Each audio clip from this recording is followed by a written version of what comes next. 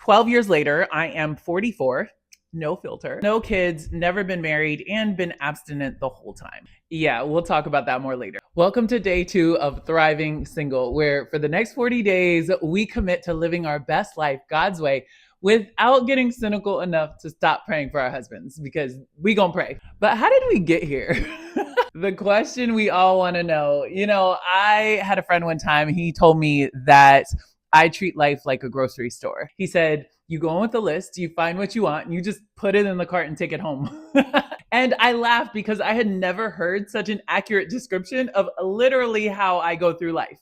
See, want, get, right? And it usually worked until I decided to follow God. Now, best decision ever, but it came with a lot of changes, especially in the way I did things. So my see, want, get philosophy was replaced by see, want, pray about it, and see what God says, which is how we ended up here. 12 years later, I am 44, no filter, no kids, never been married, and been abstinent the whole time. Yeah, we'll talk about that more later. I'm also 6'6", so that means that I'm taller than over 99% of the population, men included. Since following God, I have gone to literally hundreds of faith and church events and met so many amazing men of God, just not my man of God. We'll see if he exists. I also work in sports. And so outside of church, I have no problem finding men who are interested. The problem is that they have no real interest in God. I've cycled through every negative emotion on this single journey. I have felt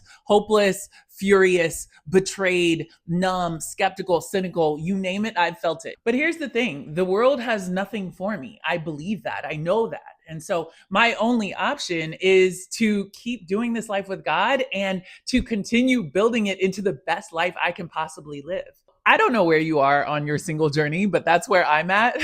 So as we walk together for this 40 days, just know that I understand, that I totally get where you're coming from, and that my situation is probably more hopeless than your situation. Maybe, I don't know. But one thing we have to remember is that being single doesn't mean that we can't live a beautiful life. And so drop your single story below, and I'll see you tomorrow.